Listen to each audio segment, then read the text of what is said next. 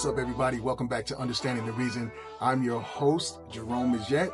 Man, I'm pumped. We got a lot to go over today. We're going to be getting back into our study. Who is man? Where did we come from? We've been talking about that over the last couple of videos, and it's just been fascinating. But before we do, please like, share, and subscribe to the channel. Also, I just want to take a few seconds to show some love to my big brother, Kevin. Kev, you already know, you my man. This is my big brother, man. I'm proud, so proud to be your younger brother. And man, I appreciate you for all of your support. And you've always been, in my corner. So thank you, man. I love you, brother. We'll talk to you. I'll call you. Anyway, man, let's get into this, man. We got a lot to cover today. Man, we've been talking about being in pursuit of these three questions. We've been asking it, who are we? Like, who am I? Where do I come from? And what happens next? And so we've been talking about that, and it's just been fascinating. Thank you guys so much for your comments. Keep them coming. It's been encouraging to hear. But let's get into our reading. So we've been reading through my book. This is my 18-year research book, Understanding the Reason God Made Man, What Made Him Do It. And we also put out an offer that if you guys, like what we're doing and you want to take advantage of, picking up our shirt or picking up the book, the links are down in the description. Also, if you send me a selfie over on my Facebook Messenger, I'll be sure to shout you out. And please do me a favor, stick around and help us celebrate the next person in line. We do that at the end of the video, so please help me do that, okay? All right, let's talk about it, right? So we've been talking about our exclusivity, like God created us. So are we the product of some type of evolutionary, spontaneous life event, and over, thousands of years through natural selection, we became who we are? Is that who we are, right? In one of our videos, we talked about the fact that, we've been called a hominid, right? A hominid is a erect primate. A erect walking primate, a tailless monkey. Is that who we really are? Well, scripture begs to differ with that. It tells us that we've been made in the image of God. And so understanding that, once you understand who you are, you can't be fooled. You can't be tricked. You can't be hoodwinked. And man, I'm going to be honest with you.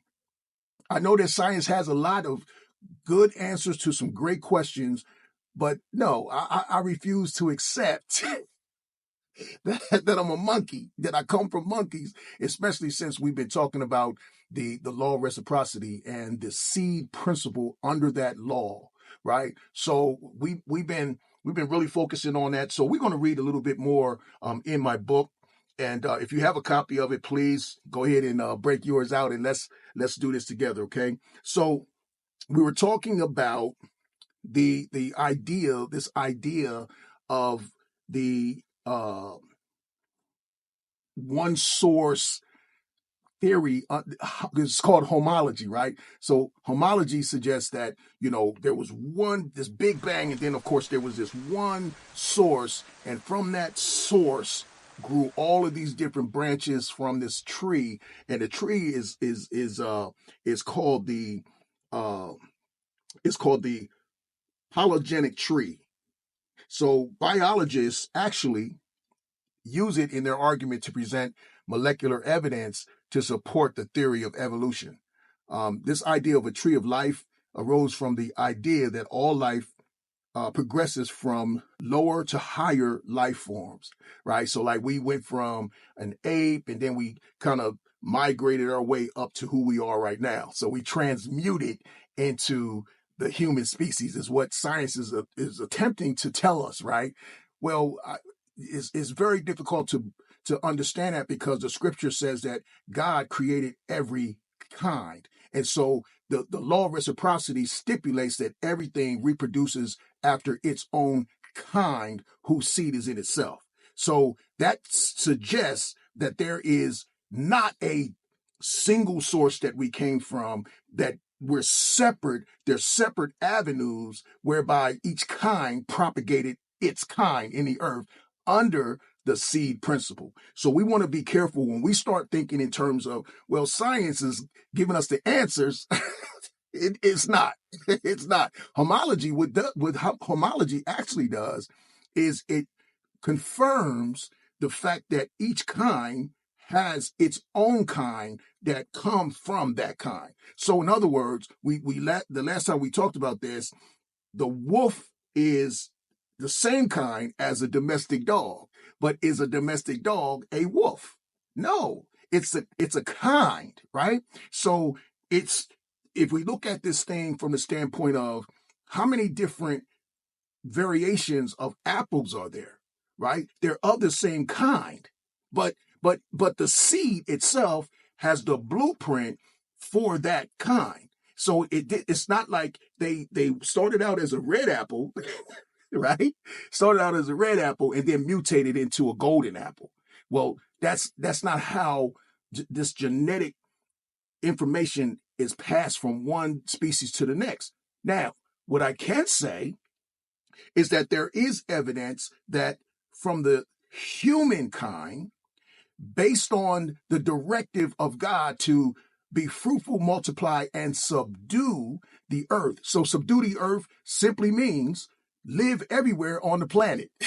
So if we have just, our parents, let's say, started off in Africa and then traveled outside of Africa to other parts of the world, well, it's cold in some places, right?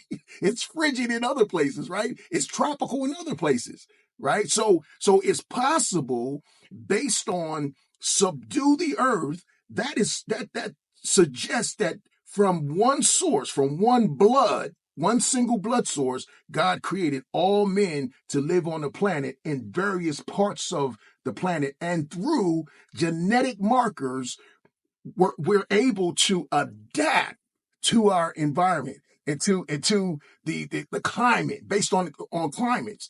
That has been proven by a gentleman by the name of Dr. Spencer Wales. And he did a study that's absolutely phenomenal. Remember that name, Dr. Spencer Wales.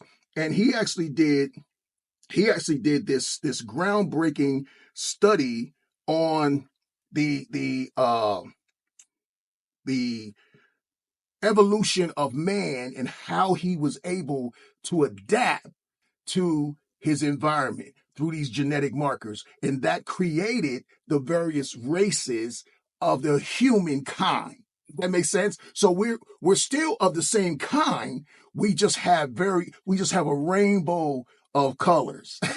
That makes sense. So when we talk about this whole thing of who are we? Where did we come from? And then we talk about why are we here?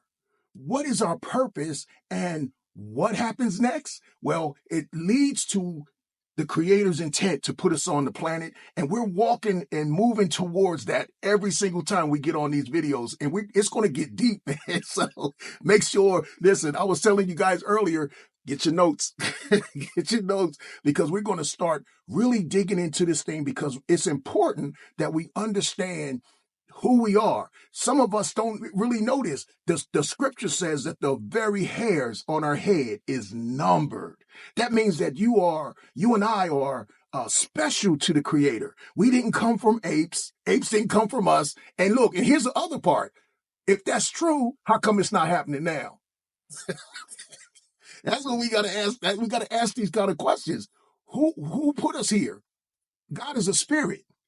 What would motivate this intelligent spirit to create physical temporary matter? So, man, listen, come back. Let's get back into this thing, man, because it's getting good. Like my friend says, it's getting gooder and gooder. Okay, so bring somebody with you. Make sure that you guys pick up my book, Understanding the Reason God Made Man, What Made Him Do It. If you do, pick up our shirts, our books, any merchandise. Go ahead and send me a selfie over on Facebook Messenger, and I will shout you out. We get ready to shout out somebody now. If you don't mind, please stick around. Help me show some love to those who are really supporting what we do and showing us love, okay? So we'll see you guys on our next video. Thank you so much for tuning in. God bless you guys. Peace.